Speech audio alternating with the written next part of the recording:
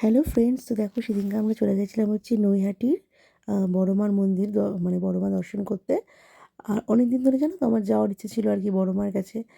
আর সেই মতোই মা সেদিনকে আমাদেরকে টেনেছিল আর কি মায়ের দর্শন করার জন্য। তো আমরা ফাইনালি চলেই গেছিলাম আর কি বড় মার দর্শন করতে।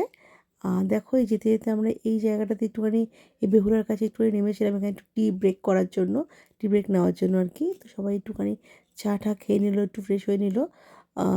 তো রাস্তা আর কি এই যে আমি একটু চা খেয়ে নিলাম। তো এই দেখো, তো দেখো ওরা কথা বলতে বলতে ফাইনালি আমরা পৌঁছেই গেলাম আর কি নৈহাটিতে বড় মার মন্দিরে, যার জন্য আমার এতদিনের অপেক্ষা যে ফাইনালি মা আমাকে টানলো। আর এই দেখো, দেখতে পেরেছো কত লাইন। সেদিনকার এত লাইন হয়েছিল মানে কি বলবো, প্রচুর লাইন, মানে ধারণার বাইরে লাইন, এত লাইন।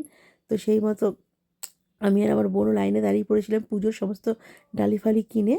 আর এই দেখো অনেকক্ষণ, প্রায় 2 ঘন্টা লাইনে দাঁড়ানোর পর ফাইনালি। বল কতক্ষণ লাইন দাঁড়ালি? মোটামুটি 3.5 ঘন্টা 4 ঘন্টা কমপ্লিট হয়ে গেছে।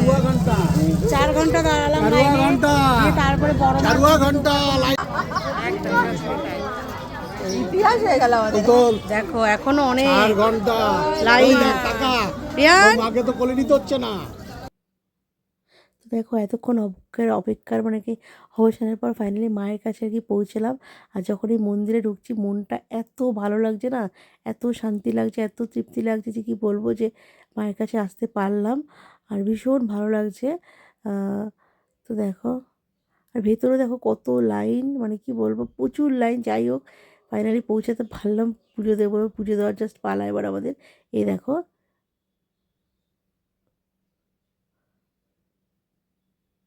মায়ের মুখটা দেখে না মনটা, এতক্ষণ যে লাইনে আমরা দাঁড়িয়েছিলাম পুরো আর কি শান্তি হলো। পুজোটা ভীষণ সুন্দরভাবে হয়ে দিয়েছি, ভীষণ সুন্দরভাবে পুজোটা আমাদের কমপ্লিট হয়েছে। তারপরে আমাদের পুজো টুজো সমস্ত কিছু কমপ্লিট হয়ে যাওয়ার পর আমরা রাত্রেবেলা ডিনার করতে চলে এসেছিলাম। তো ডিনার টিনার করে তো বাড়ি বাড়ি যাওয়ার পালা।